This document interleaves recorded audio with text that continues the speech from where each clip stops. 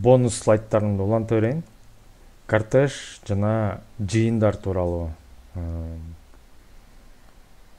түзгүчтөр контекстин айтып берейин. Кортежге келгенде негизи кортеж түзгүчтөрү жок.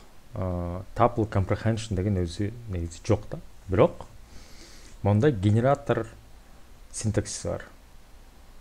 Монун ичинде байкасаңыз, tuple деп атат, анын ичинде мондай I for I in range деп туруп, мону генератор иштеп атат. Ошо генератор синтаксиси деп аталат да ошол. Ошо генератор синтаксиси иштеди. Анан кийин ал берген натыйжаны кортежге айландырып койсок болот. Бул дагы бир жолу айтып кетейин, бул өзгөрүлбөс болгондуктан бул түздөн түз кортеж түзүү мүмкүн эмес, бирок башка дайындар тибинен ушу кортежге айландырып койсок болот. Биринчи түзүп алып туруп могу генератор синтаксиси менен.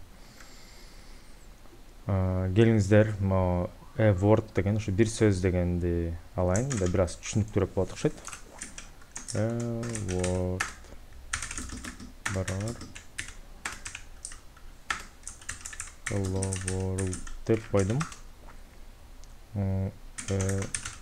Tuple дейин. Менги муну болсо tuple дегенге салабыз, бирок ичинде бир тамга болот, тамга for тамга in word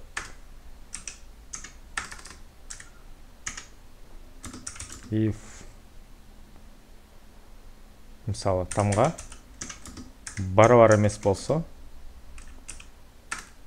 барабар эмес ушундай жазылчу эле, мындай жазылчу эле, барабар эмес болсо л тамгасына деп койдук.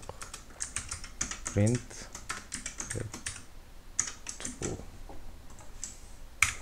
дейбиз. Ошо л тамгасынан башка тамгалардын баарын ошо кортеж кылып тизип берип койду. Биринчи мына могу генератор синтаксис иштеди, аны кортежге айландырып койдук.